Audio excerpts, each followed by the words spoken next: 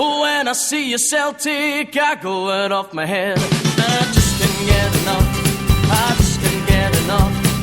All the things you make me do and all the things you say. I just can't get enough. I just can't get enough. Slip and slide and we fall in love, and I just can't seem to get enough. No.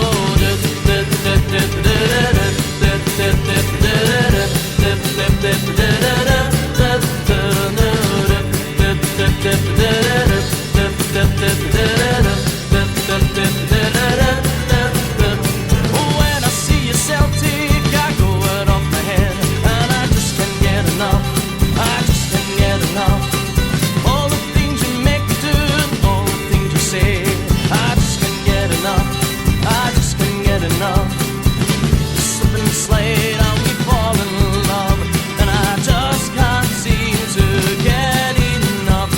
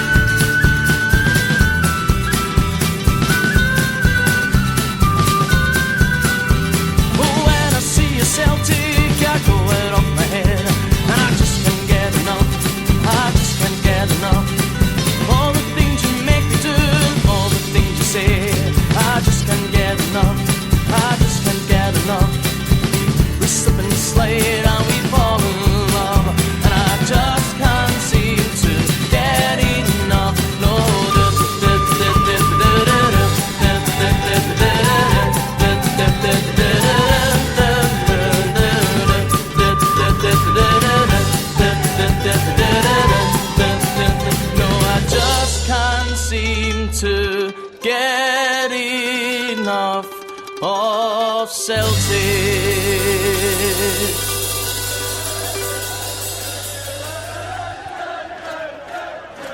Hail, hail, everybody. Welcome to the latest STG, Smell the Glove.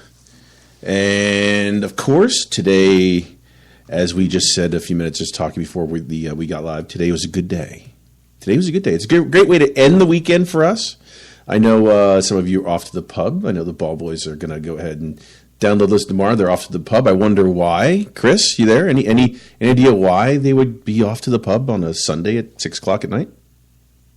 Because you're a champion, that's why. Today was a good day. Hail, hail, brother. Hail, hail. Today was a good day.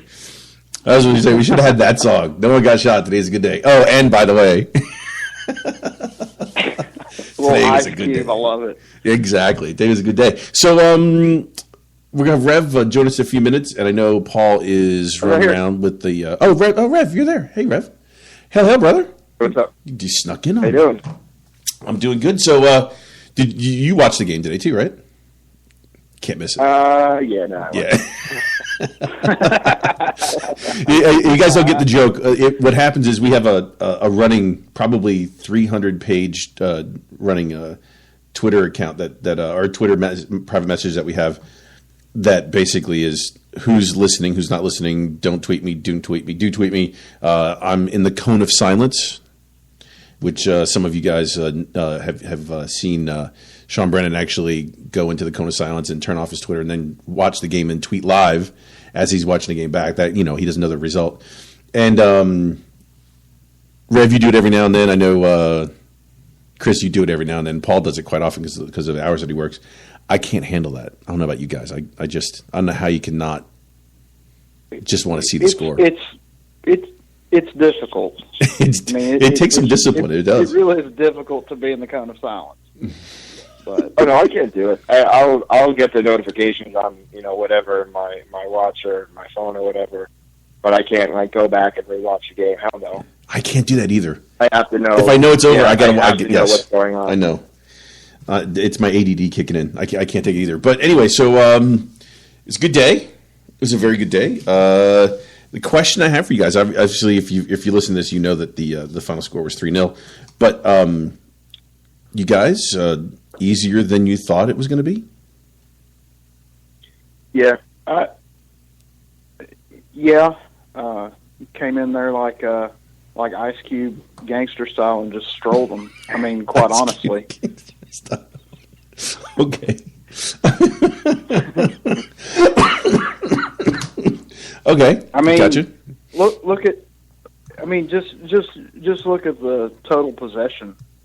I mean, I don't know exactly what it was, but you know, some of the passing that we're doing. I mean, it was crisp, it was sharp. I mean, it was on point. I mean, top to bottom, they were all on today. So, yeah, I mean, it was excellent. Rev, easier than you thought? I think I'm kind of conditioned over the last 5-6 years to kind of expect the worst going into, you know, Hampton, you know, whether a final, semifinal, whatever. But, you know, looking at it just through, like, you know, just this season, I'd say this is what it should have been. You know, it's on par with what it should have been, but it's still hard to shake the shackles of, what we've been accustomed to just every year, just going Hampton, you know, 0-0, 70th minute, and just a stupid fucking penalty or just some fuck up or whatever, and there goes the game. So that's what I was not expecting, but fearing, and kind of, half expecting, I guess.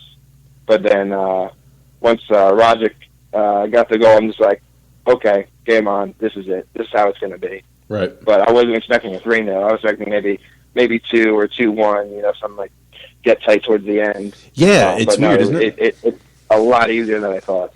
Yeah, I'm with you. I thought it was kind of odd that I'm sitting there watching it and it's unfolding, and I was like, wow, this is. I mean, there was some pressure, but even though there was some pressure and there was some possession by Aberdeen on our end, I'll tell you what, they really didn't do all that much to force, Gordon into doing very much, did he? I mean, I didn't see any of that. There was some possession, a little worried here and there, but not much going on as far as, putting Gordon under pressure. A couple saves here and there. I think we put more balls out behind for corners, playing safety first, than I think they had actual shots on goal. Yes. Agreed. I thought it was. It was very, very interesting as far as the way in which Bruni strolled the midfield. He did again, and I'll tell you what. I look at him and I look at the quality of who he is and how he plays, and he's just a freaking bulldog in the middle of the field. Georgia Bulldog, by the way, and I mean, seriously, he is a bulldog with a play toy that will not let go. He bosses the midfield, and I'll tell you what, another year or two, you're going to have to spend some money to get something in to do what he does. You're going to need someone with that same, not just the same quality, but that fucking mindset that he has to just get in there and just get stuck in and just stay there and not worry about it. Do people in Scotland, appreciate him for what he is? Well, no, because they're not on, he's not on their team. Do they appreciate him for the national team? No, because the national team sucks and he can't, he's playing, basically Scotland's playing a man down, even with him on the field. But I'll tell you what though, it is really, really, really, really fun to watch him just basically. He's like on skates. Rev, what was that movie with the twins, the four brothers, this ice hockey movie where they beat each other up with Paul Newman? Oh, Slapshot. Yeah, Slapshot. What was the brothers' names? They all came in from Canada. The Hanson brothers. Yes, he's all four Hanson brothers wrapped in one. If you guys haven't seen that movie, you go check out Slapshot. It's the funniest shit on the face of the earth. Not Slapshot 2, Slapshot. He is all four Hansen brothers. Would you agree, Rev? I mean, that's how he is, strolling the midfield. He just does not care. That's pretty spot on, yeah. He is. That's what they are. They're like the enforcers, and that's him. And that's all he is. And the funny part, he takes his yellow card and he's like, "Yep, gotcha, thanks. I gotta go." there's no bitching, there's no arguing. He's like, "Yep, it's about time someone got me." Right? Yeah, they're like, "Oh, yellow card. Of course, right in front of the referee. There's no no debate in there." It's like, yeah, no, he knows what he's doing. Yes, and he's waiting for it. He's counting in his head. How long am I going to be allowed to do this? And that's fair. That's what he is. That's it. Listen, that's what he is. He's not a number 10. He's not number 9. He's basically he should have an H on his back for Hansen. The way he strolls in the middle of the field, he really should. But after that, so between that and man of the match, that's a toughie. You got it went to Forrest. I would say Forrest. Chris, would you say Bruni, Forrest, Roderick? What would you say? I would say it's pretty close. I mean, it was either down for Forrest or Brown. I mean, there was no mistake. I think both of them just went up above and beyond today. So, I mean, I think it could have gone either way. It could have been James or Scott Brown. Yeah, I think it was wee Jamesy, and I'll get to that in a second. Rev, what do you think? Yeah, that's what I was thinking too. Especially, he tracked back and he played defensively too. He had that nice how many times? How many times did he do that? A bunch. I think he saved at least one goal or at least one really solid chance. Yes. On goal. So I'd say he doesn't get credit like that too often. So I'd say give it to him today for sure. Hey, listen, let's get the jump in the Wayback Time Machine when Rev, me and you were with Graham on Beyond the Waves talking about how we thought James should be better, and he wasn't just this petulant little child throwing his arms on in the air and kicking and screaming on the ground, and because he didn't get a call. To watch him run now, what do you think of that? No, I'm glad that he did that he matured. I matured, it started under. Would you say matured, or would you say coaching? Oh, coaching for sure. It started under Ronnie. He definitely deserves the credit. I don't know if he, just drilled it into him that, you're not going to get these fucking calls. You can't do that. Or just by virtue of, if you're going to do that, I'm not going to play you type of thing.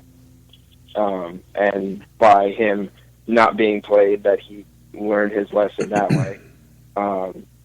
And I just see Brendan Rodgers just being a better manager, in that regard. And there being a better atmosphere off the pitch for that. So, that's why he took that spot away from Patty Roberts, and we're at this position now, I don't know what feed, if you're watching the BT feed there, and they were talking Griffiths and Roberts were the two main guys at the beginning of the season, and now they're fighting to get on the field. Mm-hmm. Mm-hmm. And it sucks because it's I want to see them play because they're fucking dynamite.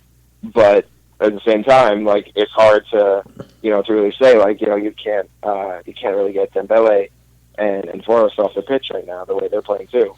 And you know what? Isn't it funny? I saw some tweets, and I realize not everyone's ever going to be happy, but it is pretty funny.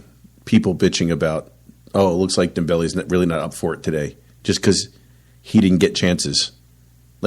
Why do people get in there and say, I don't think he's really up for it? I mean, you're a professional. You want to win trophies as a cup final. You really don't think? Chris, what do you think of that? I don't think he's up for it today. Where does that come from? You must be following some interesting people on Twitter, because I don't ever see that. I do. Some absolute twat cunts on my Twitter feed. It's just trying to work the ball onto Musa today. I mean, yeah, it was a little difficult, but what Celtic did, what Brendan Rodgers did is, he let Patty Roberts and James Forrest and Tom Rodgick there kind of controlling it, and they're in the middle. And I mean, not every game is going to go where you're going to get Musa, 7 or 8 chances. I mean, it just, that's the way it happened. We spread them out, and I mean, I think it was a team effort, because I think if you put too much pressure on one person, especially whoever it is up top, either Musa or Lee Griffiths, I think there's something in that position where, yeah, your chances are going to come, but you've also got to realize that it may not be set up for it right then. You know what I mean? Yeah, the way the team set up. Hey, listen, let's be honest. The first most, let's see, 75% of the game when we had the ball, they had 11 guys behind the ball. Exactly. So I mean that's just the top striker position is some matches it's set up more for it than others, and that's a tactical X's and O's strategy. So I mean, Moose's not going to get 100 chances a match, and he just does something spectacular. I mean, he puts himself in the right places, and sometimes the balls don't go into him all that often, but when they do come, he makes good decisions. And I know today a couple times, as soon as he got the ball, he was throwing it back out wide to either Patty Roberts or over to Tom Rodgick. So I don't know.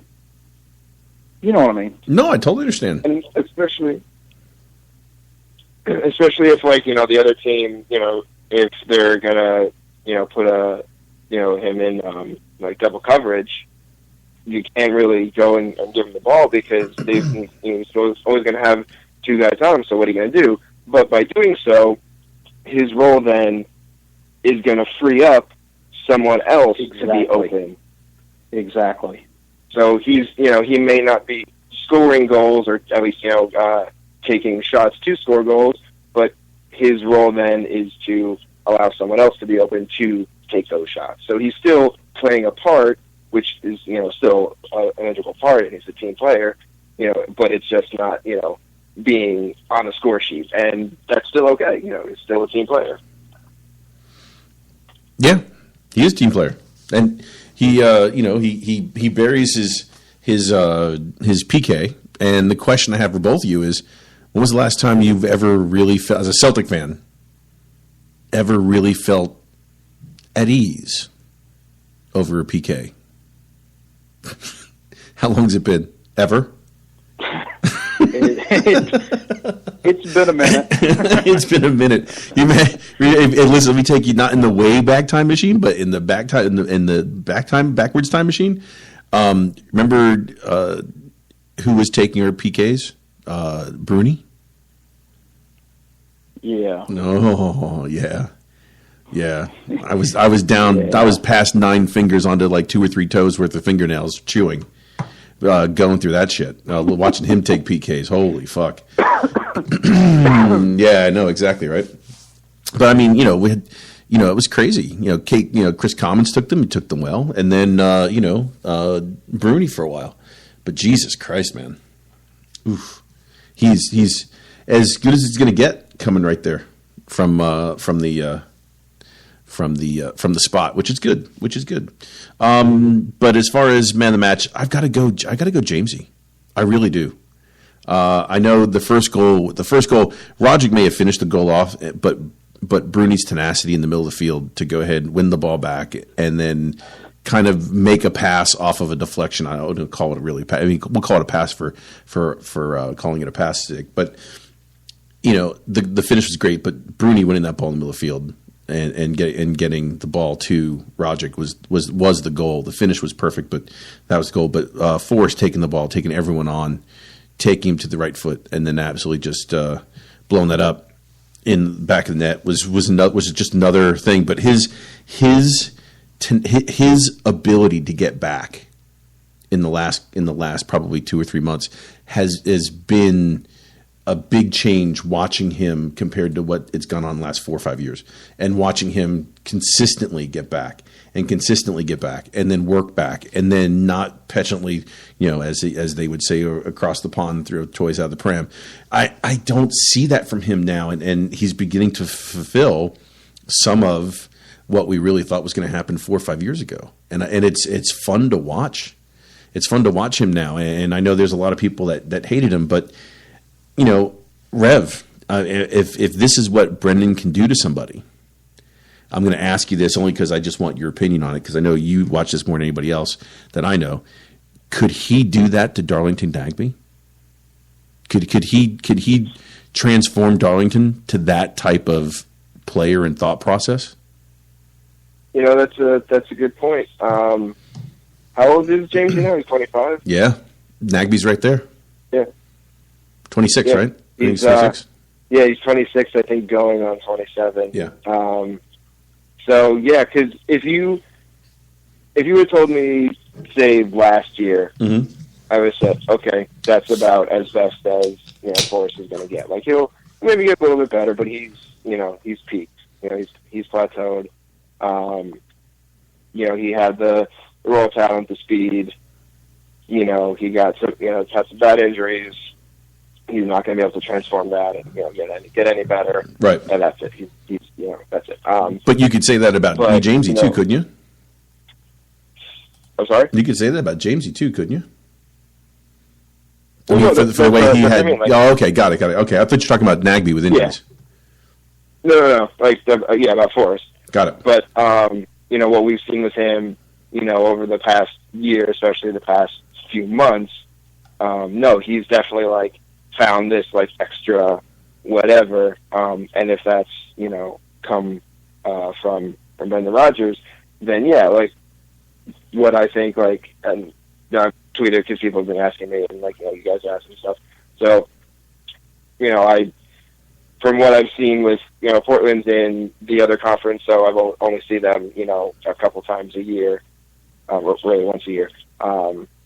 So I think he's okay. He's not bad. I just don't think he's an improvement over what we already have. So who do we have that you would consider the same as him? Because you can't count Patty, because he'll be gone. So who do we have that's the same as him? I mean, not really even Forrest. I don't see him getting a starting position over anybody that we have. I don't see him better than Sinclair. I don't see him better than Forrest. Maybe a step behind Forrest. That's about it. But wouldn't he? You don't think he is the type of player that would move Roderick? Is he a middle of the guy? Is he a 9? I mean, is it 10? No, he's a winger. He's a winger. Okay, got it.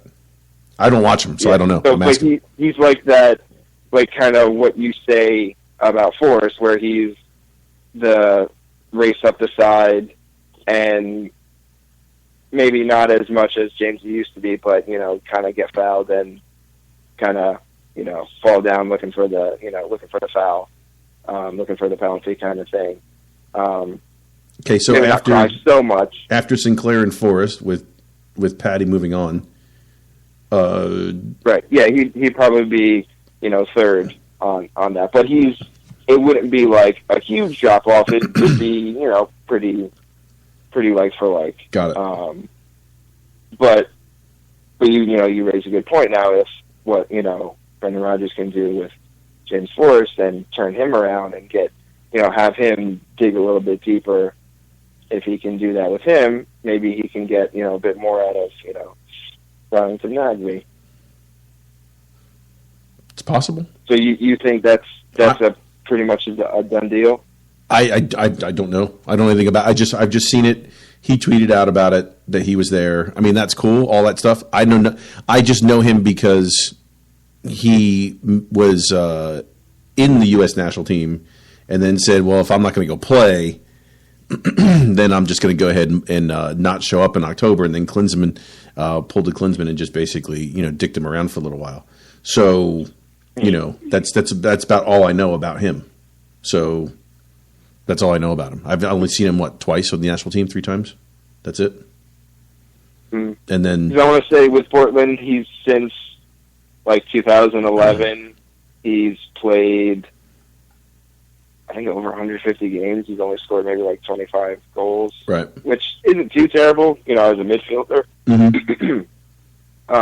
But he's, I don't expect him to be banging away goals, but he's more of a, race the ball. I don't want to compare players, but I know who's a winger, who played as a winger, who scored more goals than that. But I don't want to say his name out loud. Stokes. But anyway, God, I'm sorry.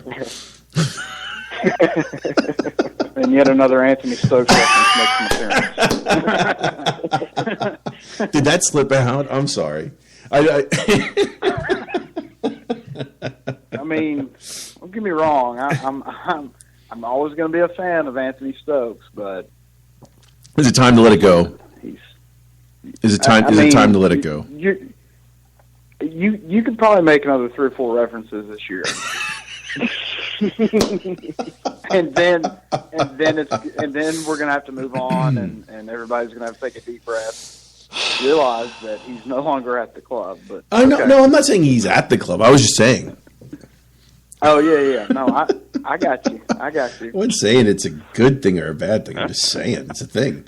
Anyway, yeah. So I mean, here's what's interesting: the 3-0, the ease at which that, and the reason I bring this up is that was without Sinclair today, and that's the reason why I'm more, I'm curious about Nagbe and where he would fit in, just because, and the other part, Rev, that would probably throw onto Nagbe's side is that would be a positive is that he's used to playing on turf for as much as he plays in the Pacific Northwest with all 3 of those teams up there on turf all the time. It wouldn't be that big of a deal for him to come here and play on turf, that kind of thing. So, I mean, if Brendan wants him and can get him for $1.5 million, okay. I know a couple people I read are just not fans, but I mean, if Brendan says this is the guy that we need to go ahead and fill a hole, then so be it. I don't have a problem with that. I mean, I really don't. Right. Basing it on him. I'm at the point now where he's gotten the trust factor. Yeah. You know why? Because he loves his supporters. And he's just like, we need player X, and I'm like, I don't know. But now it's like what we've seen, what he's done. And he's like, we need player Y. Okay. He loves his supporters. I believe supporters. You say this is who we need. Touch yourself. The way he says supporters. Supporters. It's creepy, man. It is creepy. But he says it. Man. He says supporters, and I'm just like, I know. Dude, look, I don't. Not that I want to. I'm not saying I don't like it. I'm just saying it's creepy. Like, that's all. I'm just saying, man.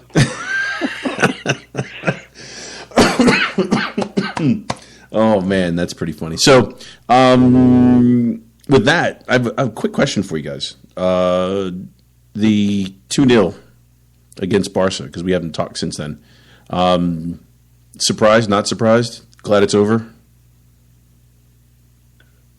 I don't want to see Barcelona for the next 15 years. I really don't. You mean the team, not the city? Yeah, the team, obviously. I mean,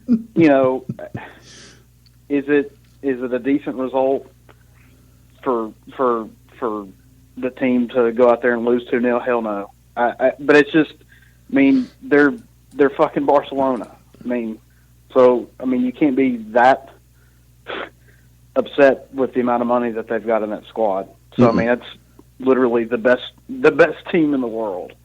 But Celtic Park was fantastic.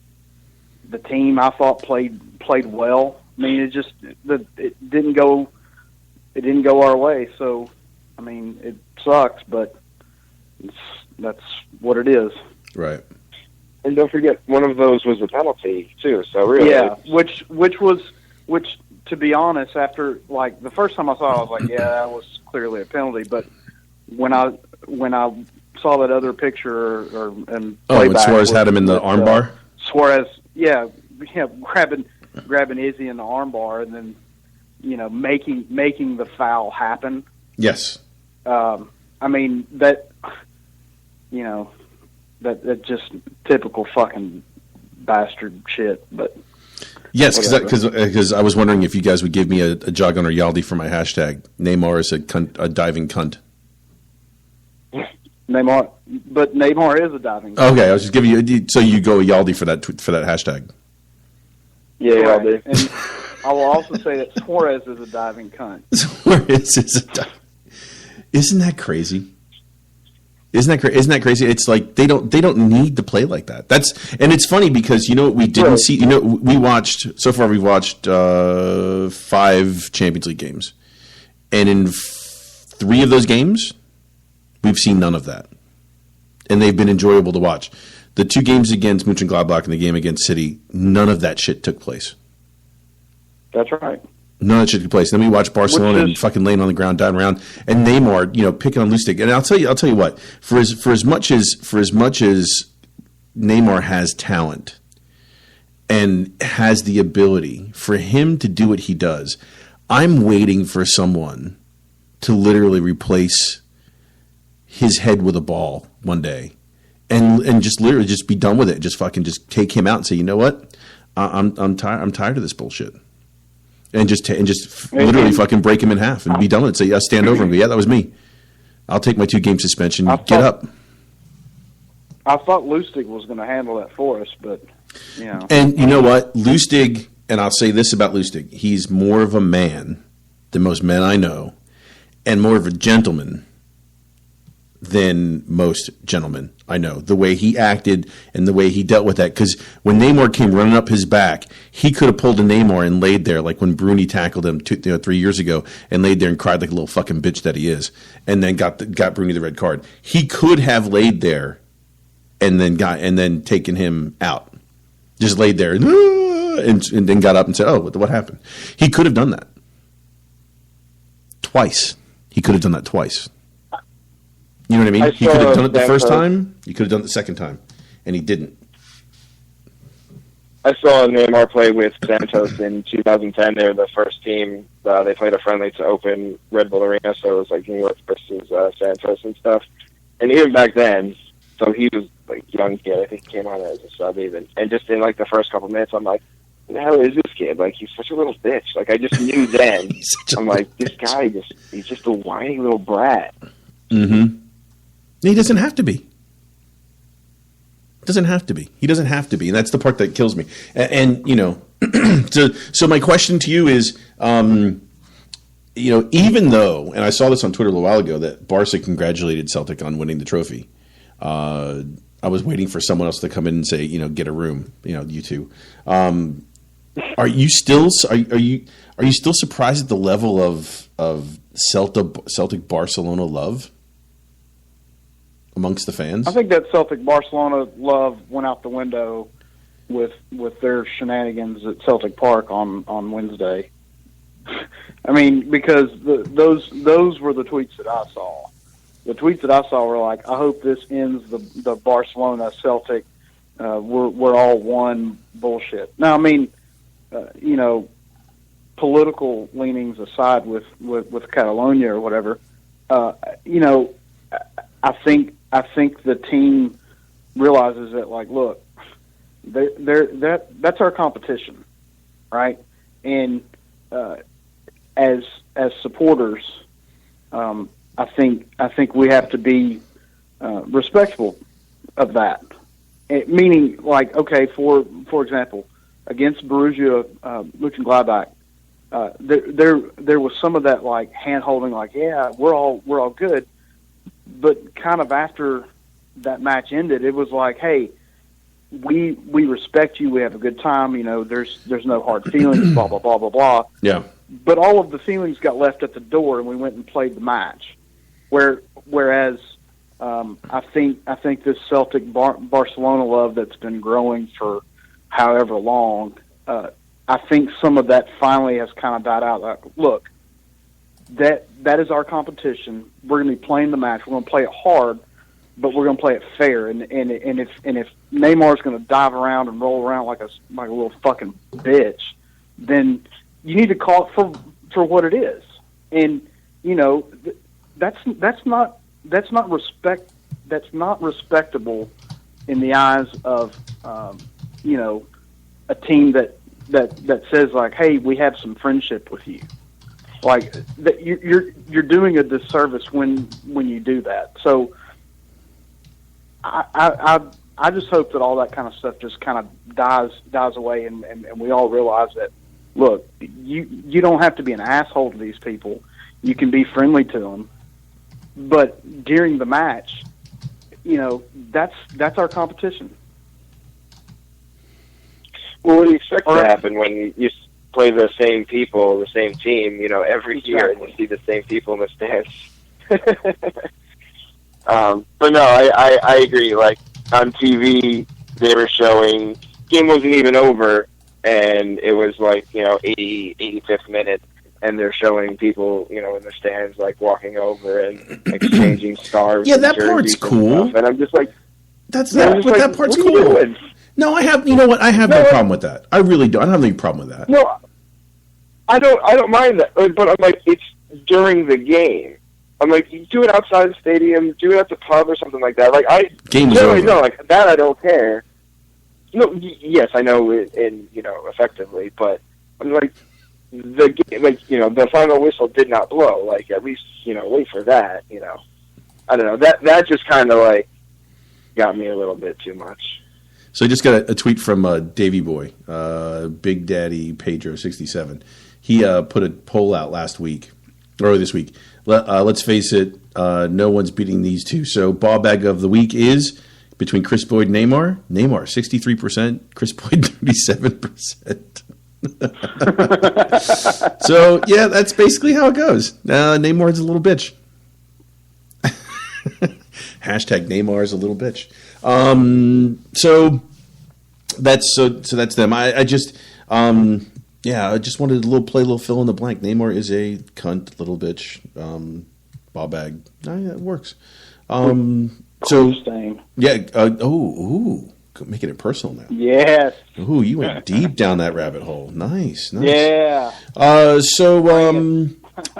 Today's show, which we're probably, don't have a lot to talk about today, but today's show is 100 plus. I'd assume that we could call it 100.5 as your favorite FM radio station. Obviously, the league is going to be taken care of. No problem with that. Question for both of you: do you think it's unfair or disrespectful to talk about a treble? I'm going to go with baseball rules, and we're just not going to. I'm not going to say it's disrespectful. We're just not going to. Just not going to. Just not going to. Yeah, because by the time we get to... You know what about the you know what. Yeah. Yeah, but it's like talking to the guy who's throwing no-hitter. Don't mention the no-hitter. Right. Yeah, the first rule about Fight Club is there's no Fight Club. Mm-hmm. What are you talking about? No, the reason why I bring it up is because, how can I put this? Chris Sutton got took quite a bit of stick talking about, treble is on, and just got in the chat room, the Griffin saying, "Hey, the treble is on." I thought it was kind of interesting that there was grief about that, considering, it just seems to be. I mean, we have 1.5 trophies at this point in time. I don't see anything really stopping the league train from stopping at the next station. So 101, which leaves us with a final in May, if we can get through the next 2-3 matches in the FA Cup. So the Scottish FA Cup, so the Scottish Cup. So I'm just curious. I mean, if you're the manager at this point in time, do you set your team up worrying about that? I'd probably focus on that. Yeah. Yeah. On those weeks for those matchups, I'd focus on that. Chris, I'm going to get you guys to give me an answer, I- and then I'm going to tell you something else. Go ahead. Right after the end of the match, I don't know if you saw the Brendan Rodgers on-field interview, but I mean, it was the first thing he said was, we got to get ready for Motherwell, Mm-hmm. and using our favorite SEC football thing is like you take everything one game at a time, and as long as you do the little things along the way, and you get results, and go and celebrate tonight. I mean, it was fantastic winning the cup today, but guess what? Tomorrow you go back to work and you work on getting better. You keep doing the same things, and you look forward to Motherwell. And then, I mean, that is the only way that I've ever found in sports. The one trait that all winning teams have is the ability to, after a really big game or like today winning the cup final, the ability to go and celebrate and then come back to work the next day ready to work. And I think under Brendan Rodgers, I think he's got that mindset. So, I mean, let's look forward to Motherwell and when and if the treble happens, it happens. But you've got to focus on the next thing on the list. I agree with you with that, but then just like the next sentence he said after that, I think was even better. Where I think she asked him something like, or maybe it was something I don't know, something to the effect of like, what's the next thing or something like that, or the thing to focus on after that, or next important step or whatever. Mm-hmm. And he's like, oh, that's personal. Yeah. And with like a little cheeky smile. Yes. And I'm just like, ooh. Ooh. Now, here's the reason why I asked the question. And the reason why I don't quite buy, I mean, that's a great soundbite to keep the press off of him, and a great soundbite for fans to really, really go ahead and say, oh, that's great. Here's the reason why I don't buy a word of it. And if we go back to the game we played against Mönchengladbach in Germany, who played, who were our center backs that game? How did we play that game? Do you guys remember? Torre and Shevchenko? Mm-mm. Torre didn't play that game. No? Not at Germany. Oh. Do you remember the game? Remember the game before that game? No. Come on. You don't remember that game? It was Aberdeen? Not the game before that one, though. The game before we played Mönchengladbach. We played Aberdeen. In Aberdeen, won the game 1-0. Okay? Here's our back four the next day. That next Tuesday or Wednesday we played. Lustig, Sviatchenko, Izagiri, and Gamboa. No. Okay? So, three fullbacks. Well, Gamboa played that back right, the right back, and Izagiri played. They played the two fullbacks and then four. They played four across the back. The game before, good. You said Izagiri, Gamboa, Lustig, and who else? Sviatchenko.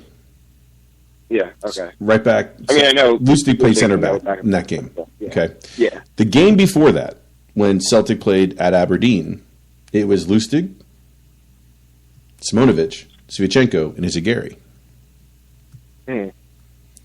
Why in the world would you, I mean, thinking about it from a fan's perspective, why in the world would you, knowing you're going to win the league, why in the world would you play if this is the first time we heard that Simonovic was on a basically a pitch count, if you're using a baseball phrase, playing one game a week.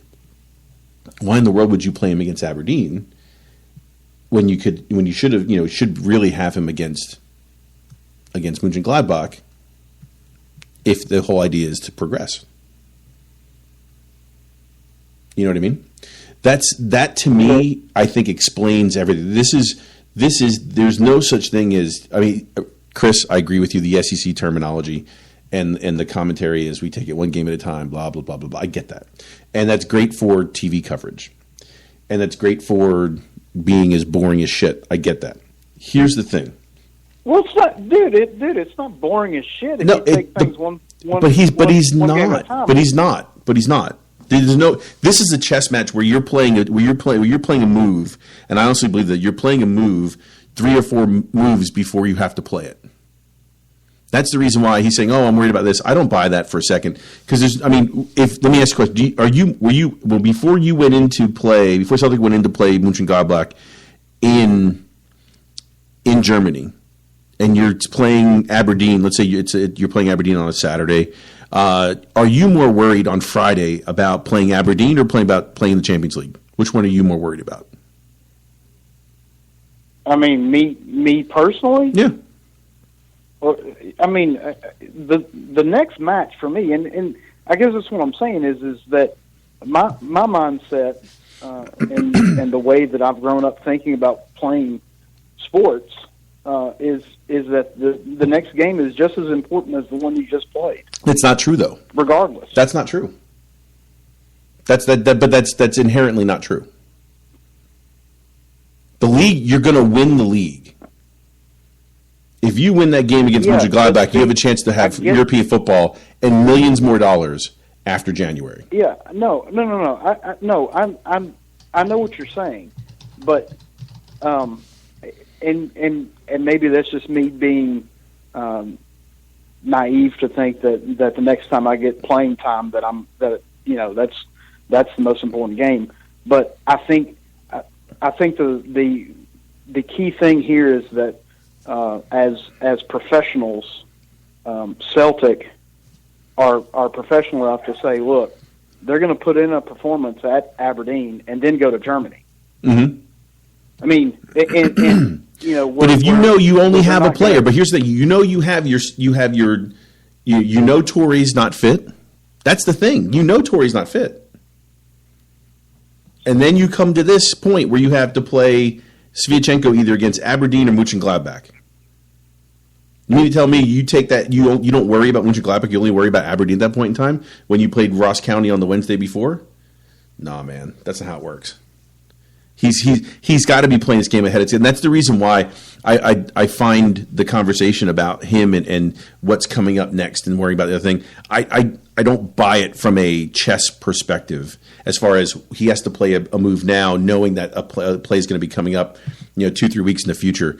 And I think that's the part that I really have to look at and say, okay, are we worried about the treble going forward? Or is he going to play to win the treble? Rev, you're 100% correct, and I totally believe going from here forward, the same way he was worried about beating Aberdeen to go ahead and squash that, and said, you know what, this is exactly what I think he's thinking on Thursday the 27th. Of October, he's thinking, okay, Sviatchenko is going to play with Simonovic on the 29th against Aberdeen. We're going to kill them out, snuff them out, kill them, do whatever, be done with them. We'll play Mönchengladbach, and you know what? And this is what I honestly believe, the same reason why I said that we were going to get only 1 point out of the group, and so far I'm wrong by 100%. They have 2. I honestly believe that he sat back and he said, you know what, Mönchengladbach, I think we're still a year ahead of schedule. I'm not worried about progressing this year. I don't think we're going to progress. I'd rather have take my chances with Gamboa and Lustig as a center back, and then we'll go ahead and leave and go knock Aberdeen down a peg on the 29th, and then we'll go with what we're doing on Tuesday. And I think he's going to do the same thing, Rev, that you're saying. Yes, he's going to focus on the Scottish Cup next. And with a 8, 10, 12, 13, but depending on how many games we have in hand, I think he's going to do that. I honestly do. I don't think he takes. There's no way in the world he's too smart to take things one game at a time. He's too smart. There's no way he takes things one game at a time because that means something shows up on it you as a surprise. And I totally agree with that point, Doc. I think what I was getting at is that, regardless of who he plays and gives playing time to, I think yes, he knows that we have the league in the bag, but I don't think he's going to let people just slack ass through a game with Motherwell just for the sake of coming up on December 6th we've got Man City away. Like that's what my point is that no, I think it's going to be the other way around. We have players enough that we could put into. You think it's the other way around? Oh yeah, I think he's going to go after Motherwell and not worry about Man City at all, and try and give kids a chance to play at Man City. Dude, that's what I've been saying the whole fucking time. But that's not playing one game at a time, Chris. That's playing like chess. That's playing knowing I don't have to risk anyone for the 6th. That's the reason why I don't buy that commentary. Maybe I didn't need to start drinking today before I got off the show. We're going to get to your drink. We're going to get to your drinking. We're going to get to your drinking in a minute. We're going to get to your alcohol abuse problems in a minute. By the way, we're going to get there. We're going to get there. But I mean, that's Rev. What do you think? Real quick, we'll just wrap this up. Do you see him smarter than that? Do you not? Yeah, I mean, like I was saying, we have enough games, enough points, ahead of, I guess, Aberdeen's in second or whatever, where we don't have to right now worry about the league. And I'm not saying like, oh, done and dusted. We've seen, 2011, 2012, 15 points up, the Huns in November, and we turned it around.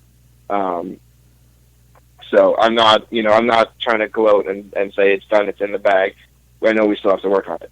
That said, I don't see us dropping off form dramatically and there being some terrible calamity and, something happening like that. Mm-hmm. So, yeah, I do think we can take those weeks where we'll have the Scottish Cup tie and potentially sacrificing those games or just a couple points and, eke out a draw by focusing on whoever our opponent might be that week.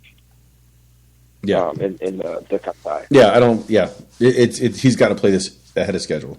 Has to. That's the reason because why. I'm sure he wants to be like, and especially like, for himself, like, he does, he talks the talk for, bringing the glory for the club and the staff and the fans and the players and everything like that. But I think he himself wants the glory, and as any good manager should. Yeah, and, he talked about that. He deserves it. But, imagine him for himself, for what he went through at Liverpool, not working for whatever 2-3 years, and then coming into Celtic. 2-3 months. Year, and then, doing a rebuilding thing, and then getting the treble, something that we've only done 2 times, whatever. Right. And that'd be fucking crazy. So at that he thinks the mental stuff. Right. At that same press conference, he said something I thought was really, really cool. And Good. He said that if I was to get the job, they're talking about trophies, the job at Barca, and stay there for 3 years, we'd win things. But does that make me a good or bad coach? I almost fell off my chair watching that. Wait, say that again? If I was at the job at Barcelona and stay there for 3 years, we would win things. But does that mean, or does that make me a good or bad coach? Because that's what he's talking about, trophies. And to me, right. I mean, that's a direct shot at I want it to be, at least. I want it to be a direct shot at Ronnie Dyla, because I can't. The more I see him, the more he makes me fucking want to puke. And then Sviatchenko came out, later on, and basically said, Brendan Rodgers' team is night and day versus what we have with Ronnie. I mean, that's some pretty stout words, but that whole press conference was really interesting, talking about Brendan and trophies. And I'm not worried about trophies. I want to be a good manager. I want to be a good, I want to produce good players. Good stuff. I'll take that. But totally different class. Total different class compared to before. But anyway, Chris, or no, who was telling me they were watching BT Sport? Rev, was that you? I was. Okay. Yeah. I want to ask real quick, because I saw some comments on Twitter, of course, from the stupid cunts I follow on Twitter. Now, Chris, I need to follow the same cunts you follow to get the correct terminology there. As far as I'm just saying, I don't see the same thing. That's all I'm saying. I was not calling your father stupid or stupid cunts or whatever. I'm just. No, they're just not my saying, friends. Oh, they're cunts. Trust me. No, they're all cunts. They're good cunts. They're good cunts. Wow. Yeah, I know. Here's the thing. I follow you, so that makes that I'm a cunt. No. I have you blocked, so I don't see what you say. Anyway, Oh, really? come on, that was funny. Come on, that's anyway. So anyway, no. No, my question to you is: there's a lot of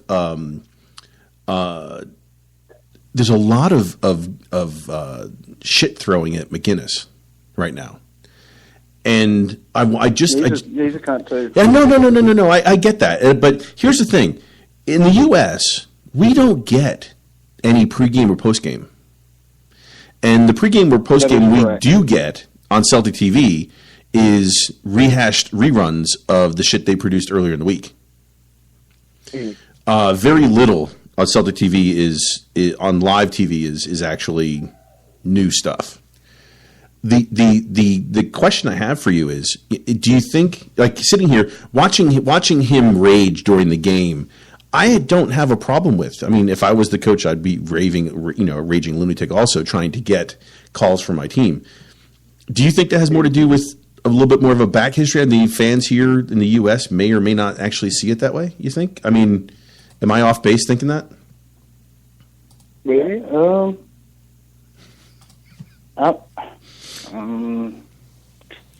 Is that more to do? I mean, is there more of a backstory that we don't know because we're here? We don't get that kind of information. You think? I mean, but all you have to do is open Twitter and you can find out what all's going on. And I mean, everybody knows he's just a shitbag. And I mean, sometimes yes, it does bother me, especially post match, like. After today's thing, I really wanted, some kind of post game, commentary. Like, hey, I shouldn't have to wait 2 days to see the coach here talking about it. Yeah, like that kind of stuff does kind of bother me sometimes. I mean, because I want to hear what they say. Mm-hmm. But I think most things. That I'm interested in hearing, whether it was McGinnis or if it's Brendan Rodgers or Jamesy today, with the man of the match stuff or whatever, those are things that I want to watch. But all I really have to do is open up Twitter and somebody will have a retweet on or something, mm-hmm. and then I could watch the little clip, and then it's like, okay, cool, that's what McGinnis thought or whatever, and blah blah blah, and then it goes on from there. Right. Yeah, pretty interesting. Yeah, what I'm glad too, like getting like the Western Legal streams, now versus say watching it on even Celtic TV, but like when games would be on like Fox Soccer Channel or Fox Sports Now. Yeah, it's crap. Yeah. Once the game's over, that's it. Game's done. They kill it. So a game like today, when they do trophy presentation and stuff like that, you see none of that on broadcast TV. So at least, watching, the game on BT or it's on Sky or whatever channel, proper, like getting a feed like this, you get the whole nine. So I'm sitting there, right in front of my TV in all my glory, with my laptop plugged into it, just like actually getting to watch that and enjoy the full, fan experience like that, seeing the trophy and seeing the picture and everyone walk around with the lap of honor and everything. But no interview. No, social interview. Mm-hmm. I mean, I don't know on BT or on Celtic TV. On BT. On BT. The one chick that does the like the on-field stuff, she was doing with Brendan Rodgers and Dembele and Bruni, I think she did too. I didn't watch the every little bit because then like that's when you said you wanted to do a show, so then I ran to get ready and stuff. But no, I watched it.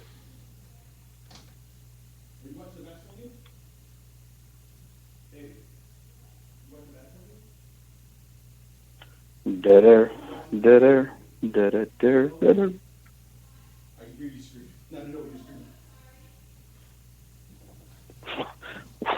Did we lose Dr. J? I'm right here. Okay. I'm right All here. right. What'd you ask me? I'm sorry. I cut out for a second there. My computer. I lost you for a second. I went on my mental hiatus for a second there.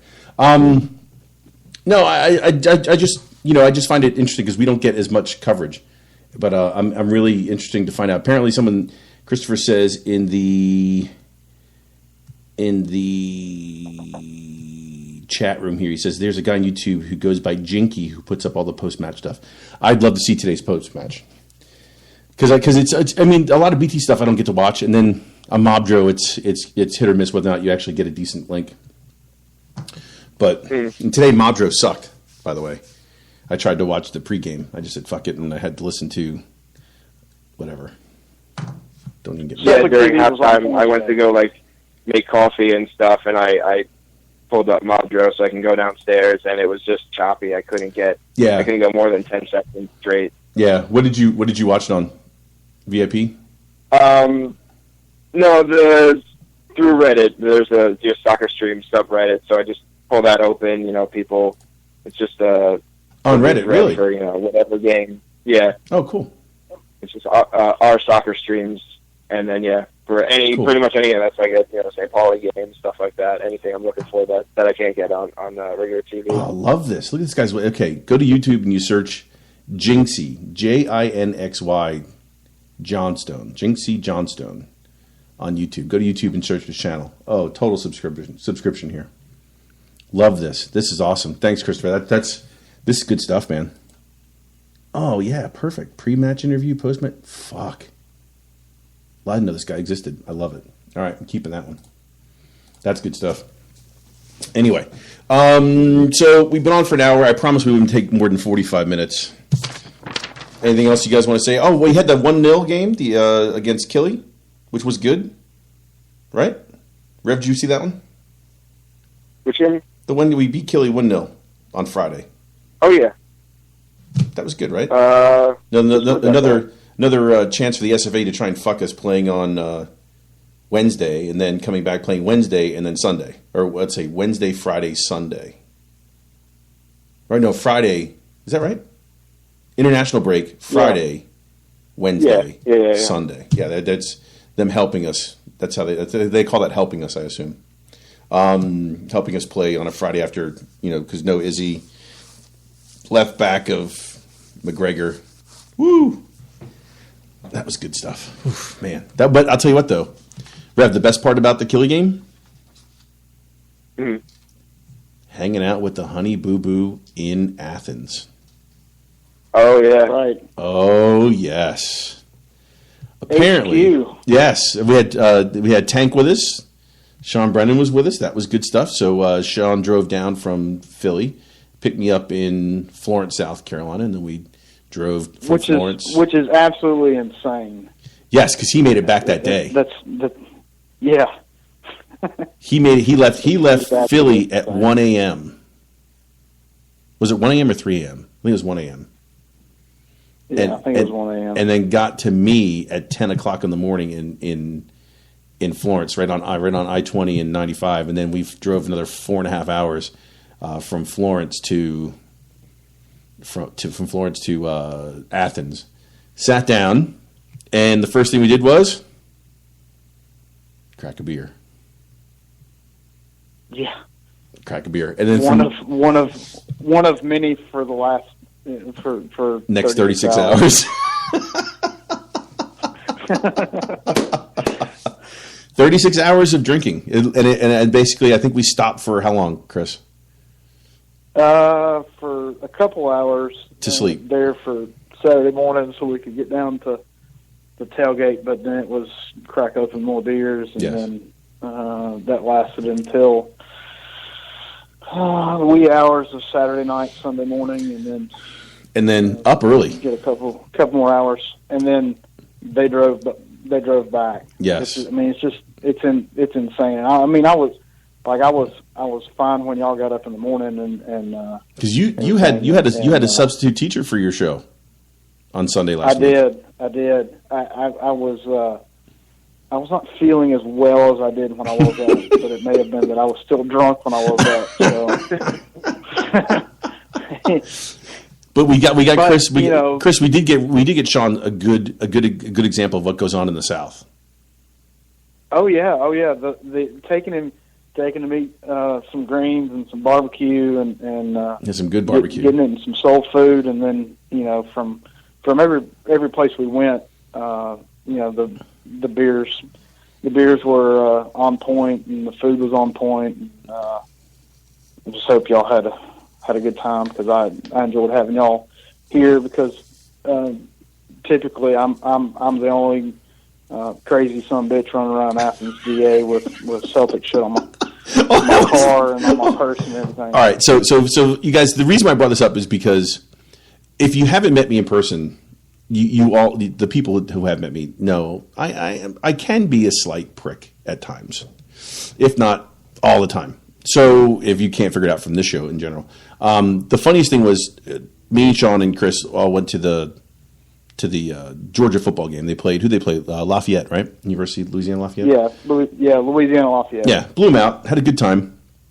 I think Sean had bought a Georgia pullover, right? Big red, big black G on it. Oh yeah. And went to the game. I think you wore black. I wore a Celtic jacket or whatever. But on the way into the game, I think I tweeted out a picture of Sean wearing his Kieran Tierney, which, by the way, was the coolest thing ever, because Kieran actually liked the photo. It was actually pretty cool. So, not that I'm a fanboy or anything. I just thought it was pretty funny. So we go into the game. We have a good time. Chris decides to go ahead and take his car home, because that was smart, because we're smart like that, and leaves Sean and I over at Creature Comforts, which is a brewery. Which, Rev, if you haven't been, if you haven't had any, if you ever get your hand on some, it's probably the best. It's better than Terrapin. It is literally fucking phenomenal. Next time, Chris, you have to. I'll bring you more Bucky. Just bring me some Creature Comforts. That shit's fucking awesome. I'll yes. That shit's fucking awesome. You find Creature Comforts, it's awesome. And neither one of us are getting paid for this, by the way. Not like I am when I talk about Delta Airlines, which is the best airline in the world. So anyway. So anyway, we get there, and Chris, I got a jacket on, right? Sean's got a hoops on, and you're wearing a Green Brigade shirt. And guy, and before you got over there, some guy comes over. He goes, "Oh, so are you guys Ranger? Are you guys Celtic fans?" Yeah. Oh yeah. What about that team Rangers? And I just deadpan look at this kid and go, "Never heard of them." He goes, "Oh, you have rifles, right?" No, not really. Not rivals. They're dead. Why? You mean Sevco? Who's that? No, they're Sevco. Oh, okay. And he turned around, walked. He bounced up to us to try and make a conversation, and just never heard of him. And he turned around and literally walked back into the crowd inside the brewery. And Sean looks at me. He goes, "Did that just happen?" I said, "Yes." And the sad part is, he probably walked away going, "That guy's a dick." John goes, "Well, that's because you kind of were." Well, fuck him, and fuck it. I don't give a shit. So that was the funniest thing ever. So we had, in fact, when we first got there, Chris, I don't know if you know that, we first got there, some guy came over to us and asked us to take a picture with him. Oh, I have a friend who's a huge Celtic fan. I got to take a picture with you guys. He won't believe you guys are here in Athens wearing this stuff. Okay, sure, whatever. Here, take a picture of my jacket. But later on, the douche of douches showed up. And Rev, I'm sorry to say this, but we actually talked about you at this point in time. Uh-oh. Yes, because some guy comes over, he goes, "Yeah, I'm a Rangers fan." I'm supposed to go, "Oh, awesome." I'm like, "Rangers? Right. What the fuck what are you talking about, Rangers? Who in the U.S.? There's no Huns in the U.S. What the fuck are you talking about?" He goes, "Oh, no, I'm a Rangers fan." I'm like, "Dude, you're wearing an Atlanta United FC ABCDEFGHIJ. How many letters can you have on your fucking shirt, you douche?" "Oh no, but," and then he proceeds to go through a 30-minute rant on how he's a Jew and how he loves Rangers, as if any of that means sweet fuck all to me. Okay. but he kept talking about, oh, well, I'm a huge soccer fan, and I'm like, you're a huge soccer fan. Oh, that's cool. So you support who here? He goes, oh, our new team, Atlanta. Okay, cool. All right, nice.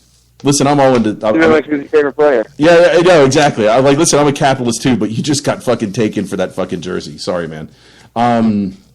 It was just the weirdest thing. He went on and on. Oh, and no one ever told me what it meant to own, to really own an orange jersey, and all this. I'm like, who are you talking about? He goes, Rangers. Like, I never heard of them. Aren't they dead? He goes, oh yeah, yeah. And I said, well, they're Sevco, right? Aren't that what they were called now? Yeah, well, but. And that was the end of the conversation. That was the end of it. I was like, dude, come on. Just go away. I mean, if I'm wearing a Yankee hat and say, oh, I'm a Red Sox fan, I might go, oh, that's funny. Yeah, I remember. Yeah, I know Johnny Damon played for us and you. No, I'm not giving that. I'm not giving that to you. I'm not acknowledging you as a Rangers fan. Go fuck away. Go the fuck away from me. Yeah, but it was honestly pretty funny because everything that he said, the three of us, just basically all we had to do was look at him like, dude, you're losing a battle that you needn't be in. Just go away. Just walk back with your girlfriend. And his poor girlfriend. Oh my God, his poor girlfriend. Yeah, she just sat there shaking her head. She even saw Sean and I because Doc was doing most of the talking, every retort. And I just whispered to Sean, I go, do you think this guy has any idea? I'm not saying that we're, celebrities or well known or whatever, but like, if you go back through my Twitter timeline, I don't say anything positive about Sevco or, Scottish referees or whatever. And that's where our two timelines are exactly the same, Chris. Yeah. And so, like, the thing is that the guy didn't know who he was talking to, which was, I'm not, like, every single Celtic fan that I know that lives in the U.S., every single one that I've ever met, either in person or on Twitter or whatever, they understand one thing, is that we are not Celtic fans to be glory hunters. We're Celtic fans because we're Celtic fans, and it's Celtic first, Celtic last, and Celtic overall. There is no, and this goes back to what you and Rev were talking about last week, or week previous, about it doesn't matter who the player is. It's about the club. It is the club ethos. It is everything about Celtic Football Club. It means fuck all to me who the actual players are of why I support Celtic. And that's the thing that most American, quote, soccer fans, football fans, actually think of, is like, oh, well, they've got this player, so I'm a supporter of them now, blah, blah, blah, blah, blah. It really, and once this guy could tell that we were not going to bend or break while we were talking about this, after he realized that, like, no, these are three genuine Celtic fans. He looked like just a shriveled piece of shit that was coming out, the back end of my dog. I wanted an orange Rangers jersey. No, you didn't. Go away. Yeah, because you didn't know what it meant. Fuck off. Yeah, exactly. Fuck off. Hashtag American Huns. Go away. Yeah. Just it was just amazing. So we had a good time. After that, we had a good time. Oh, it was a blast. Yes. Oh, yeah. It was a blast. Gauche, apparently, is the beer that people drink because they like to lick their own asshole, apparently, is what it tastes like. Is that right? Gauche? Ghost. I don't know. I didn't drink any of those. Ghost is nasty, brother. Nasty. I don't know who made me order that shit, but that was nasty. That was your own decision there, big guy. That's because I ordered like the first beer of the day was Westbrook One Claw. That was today. That was. Whew.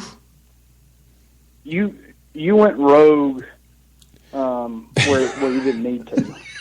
Rev, you would laugh. Can we get to the point where we're drinking like IPA after IPA after IPA after IPA, and Chris finally says, "You know what, guys? We no more hi-fi. We got to go lo-fi. No more stereo. Let's go mono." Okay, fine. So what does Chris order? High Life, baby. Miller High Life. The champagne of beers It explains why. at church. Yeah. It explains why. Hashtag fuck fear. Explains why Sean was not doing that well first thing in the morning on the Saturday. That'll do it. Fucking A. Holy shit. What an abs. And then it was that PBR, Pabst Blue Ribbon. Yes. Last year's Budweiser, this year's Pabst Blue Ribbon. Man, what a long day. That was a long day. And then driving home, we got to give Sean some Bojangles biscuits, which definitely laid down a base layer. Yes, the Breakfast Champions. Bacon, egg, and cheese Bojangles biscuits, which if you've had McDonald's biscuits or if you've had Hardee's for that matter, they're not the same thing. They're not the same. It's like, no, not the same thing. It is awesome. And he said, yeah, this is good stuff. That was really, really good. But anyway, so that was our weekend. We got to do that again. So I know a couple people want to do it. We got to do it in Savannah. Let's do it in Savannah. Well, what about Cleveland? Rev had a thing the other day that we're doing something in Cleveland, and I'm like, oh no, it's too cold there in January. And yeah, in January. And he's like, well, it's not as cold as it, it's just as cold there as it is in Philadelphia. I'm like, yeah, hey, yeah, you're right. I've just got a coat. Okay, cool. I'm in. That's true. Once we're inside, we're good. So we should go to Cleveland. We could do that. Savannah would be good. A weekend show in Cleveland. That way, it would make it easy for Paul to get there. Yeah. Yeah, it'd be easy for Paul to get there. It'd be easier than Savannah. That's for damn sure. So besides Rev, where do those guys hang out in Cleveland? What's the PJ McIntyre's? Is that right? Yeah. Yeah, I wish because I used to spend a lot of time there, going back like 2002 to 2008. That's when I started picking up Celtic and stuff. And the house I used to live at, I used to spend whole summers there and stuff, is right around the corner from there. And this is before Twitter and everything. And I didn't know that and really even before I knew that there were CSGs and stuff like that, and that the Celtic had such a following and everything. And go 3 years later, I'm just like, holy shit! They're walking distance from where I was living. Every weekend people would gather and watch games. I mean, granted, it was the summer anyway, so not like it was really happening. But still, just to realize that, holy shit, right there, I could have walked and people would gather and watch games. That just blew my mind. I feel like I totally missed out. But I went there 2013 just for a quick weekend trip with Amy, and I think it was Celtic and Liverpool in Dublin. Yeah. Yeah. I remember that game. Yeah, everyone was buying me drinks. I'm like, no, I need a drink. No, it's cool. So I'm just like, when I go back, I owe a lot of people drinks, like Sean and Matt and fucking Jim and a whole bunch of other people. So, but no, I definitely want to go back, and now they're a good bunch of guys. Yeah, I got to get back there. I got to check that out. That looks like fun. That would be fun getting back to you, or getting back there for you. But I've never been to Cleveland. For all the places I've been, Cleveland's nice. One of them. And it's like, I don't know if I ever talked about it on the show before, but it's like a weird suburban area, because especially the neighborhood that I was at. Mm-hmm. Everyone has it's suburban. Everyone has an Irish flag on their house, on their porch or whatever, on a flagpole, and it's the kind of place where everyone leaves their doors unlocked, which growing up here you don't do, and that's really weird to me. The mailman brings the mail into your house, or puts it on your wow, your porch table, from the south, your living room table. Yeah, it's fucking weird out there, but it's really nice. So, wow, no, I've never. That is nice. That's. I mean, I don't even get that here, and we're nice, and we leave gifts for our Christmas gifts. for our mail carriers here I did in the South.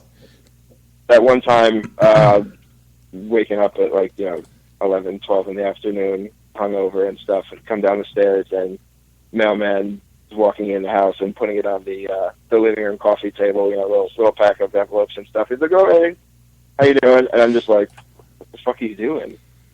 And then my buddy, when he came home from work, I'm just like, "Yeah, mailman was in the house." He's like, "Oh, I just drop off the mail." And I'm like, "Yeah." He's like, "Yeah." I'm like, okay. Like, it's, totally normal, and I'm the crazy one for, questioning that. You're the crazy one? You're the crazy one. Got it. Yeah, I'm the weird one. Like, okay. That's pretty funny. But no, it's solid guys. It's a nice place. It's pretty big. They have, a little step area, that can work for, if we set up to do a thing. So we can definitely make it work. I'm sure they would definitely be accommodating, because they host other stuff, they had a Star Trek night one time. Oh, cool. They do other things. There you go. So I'm sure we can definitely make something work. Definitely. Just gotta find time to get there. Because work sucks. Work sucks. I hate work. I hate having to do. I'd rather do this all day. Try to have a conference out in Cleveland. That's all. Yeah, that's a good one. I just don't know. Yeah, that would be a good one. We'll see. That's the tough part. Manufacturing my own shit kind of gets tough at times. Anyway, let's see.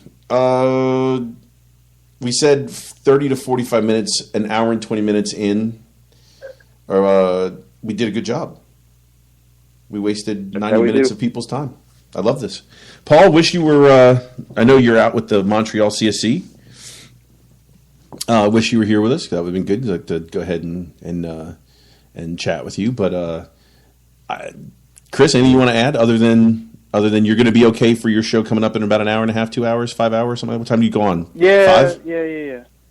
5. 5. So 4. So 3 hours from now.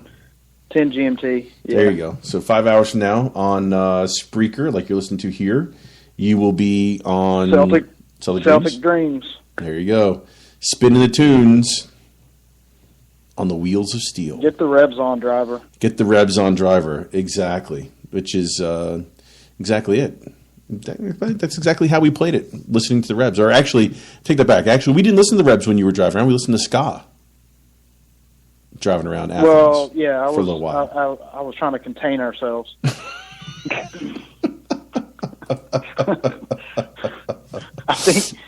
I think my words were no. Listen to ska. It's just good driving around music. There you go. But it was ska, and it was good driving around music, and it was. Yeah. Rev, anything else you want to add? One down, 2 to go. Exactly. 1.5 down, 1.5 to go. Just go ahead and get us to the end of the season. That'll be trophy number 101. And then I believe, a week or 10 days after the end of the season, hopefully we're playing a game at Hampton one more time. Or actually, hopefully we get 2 more games at Hampton. Semifinal and a final, which would be nice. Right? So, anything else you guys want to add to that? It's so much fun watching Celtic at the moment. And drinking Buckfast at the same time, by the way. Yes, and drinking Buckfast. But just from an entertainment standpoint of enjoying watching your team, I don't think that we can. You just can't get enough of what's going on right now. It's so much fun to watch the team at the moment, and it's just incredibly special, and I'm enjoying every second of it. So, it's phenomenal, and I'm excited. And if you're not excited, then you don't have a pulse, and you need to fucking do something about it. Yes. No wonder why your timeline's so much better than mine. You just guilt people right into do what I say. I'm not guilting people into anything. It's just that I'm fucking excited about the way our team is playing right now, and if you're not excited about it, then I'm extremely God help excited. you, man. What Fuck, does it I am fucking take? extremely Look, excited. Yeah. Oh, sorry. Like, I was ready to put on a helmet and hit somebody. Just by watching how the team performs, and then you combine that with the Celtic fans and the way it is so loud watching it on TV here in the United States, and in the 67th minute, all of the lights going up. Yep. And Grace. 67. I mean, just everything about the club and the team at the moment is just fantastic to be a small integral part of, and I'm just so happy and proud to be a town. And one of the cool comments that about that, just to go ahead and say this, but Scott Sinclair basically said the hardest thing he had to get used to was going to away games and it being as loud as a home game. Yeah. Yeah. He's like, wow, I don't know. I wasn't ready for that. And all of a sudden I'm in an away game. I'm like, oh, this is Celtic Park? Wait a minute. It's kind of weird. But yeah, I'm with you. It's a great thing. It's a great thing. I love watching it and then listening to the guys calling the game today, saying, this stadium's going to fall down. Everyone's doing the huddle on this side of the stadium, and the upper tier is like shaking, which is awesome. Just absolutely just brilliant to watch. You can't beat that. I wish it would be. I wish it could be like that all the time, and hopefully this season it will be. And hopefully this season will be. Hopefully we go up, do some damage next week, right? Because what's next week's game? We have next week's game is Motherwell. No game midweek. We don't have a game midweek this week.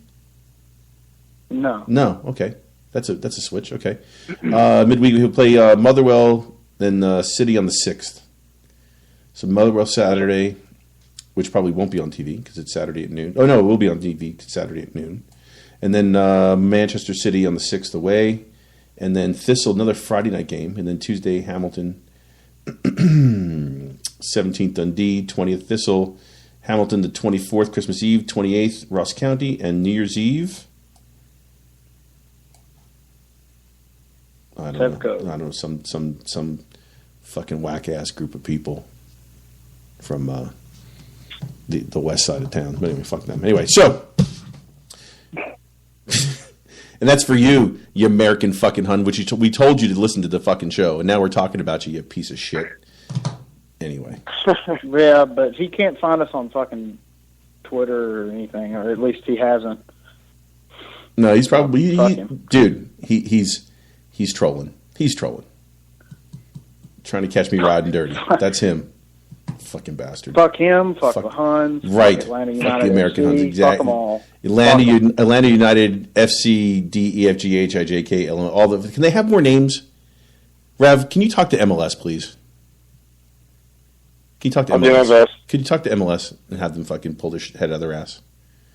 Which, by the way, we lost, and real quick, I know Rev doesn't want any part of this conversation, but we lost Jurgen Klinsmann. Chris, are you happy about that? I really could give a shit. I know, to be me honest. too. It's Celtic. Me too. I know the U.S. national. As you guys know, the Black Friday was obviously this past Friday. Cyber Monday will be coming up tomorrow. I live in a town where there's a huge outlet mall, and the Nike outlet store was the American jersey. Even my son, who was with me, who obviously is a kind of a soccer player, likes to play a lot, walked by the jersey and just looked at me and said, "I really couldn't care less right now." I said, "What if it was free?" He's like, "I wouldn't bend over to pick it up. I don't care." I was like, "All right, boy, Mac. Oh man, whoa, excuse me." Anyway, so guys are all set. We've wasted another 5 minutes of people's time. Let's go ahead and get the fuck out of here. Hail, Chris. Hail, Chucky R. Law. Chucky. Oh, by the way, Chris, tell the story, Chucky R. Law. Oh, we were standing in line, and this girl had looked at us and said, "What is all this Irish stuff and everything?" And she was trying to get Sean to tell her what Sláinte, cheers or whatever, and she couldn't remember it. And Sean told her and everything. And Doc and I both kind of said, "Well, you know, the real thing you need to learn how to say is not slancha for, you know, and then cheers them.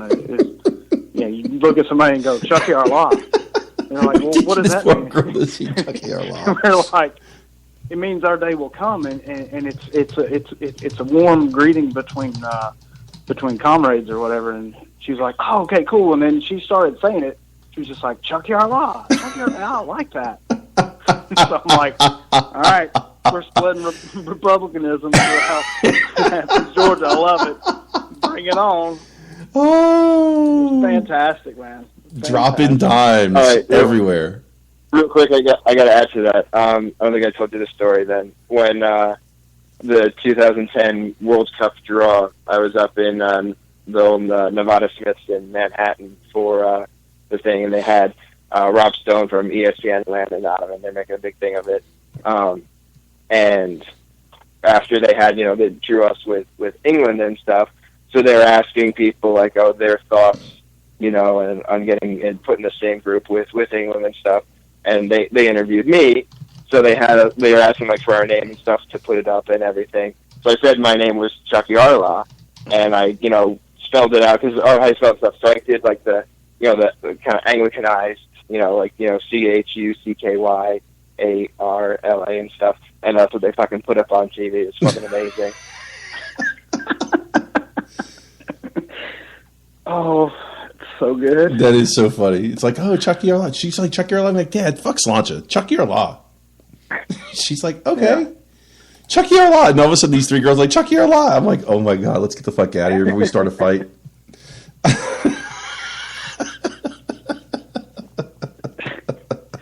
That was a long night. That was a good night. I got to do that again. That was good.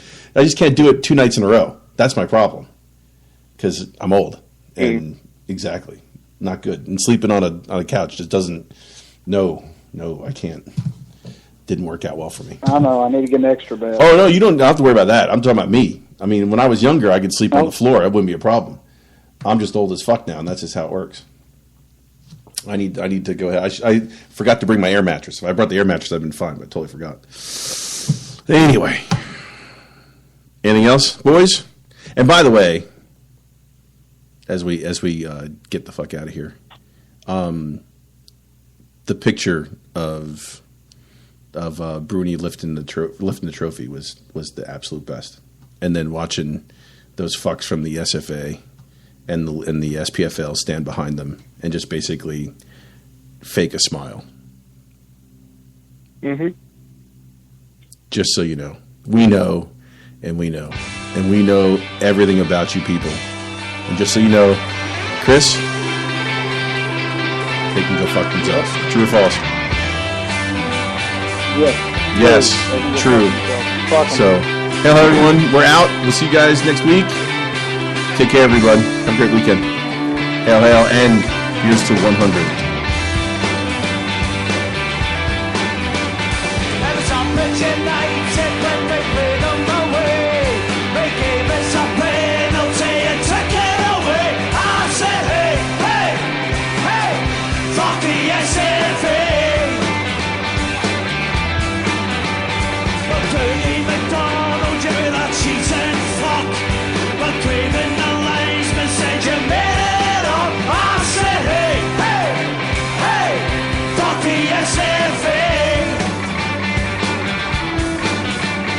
You say that we're all paranoid, but we know what you say. Fuck the SFA.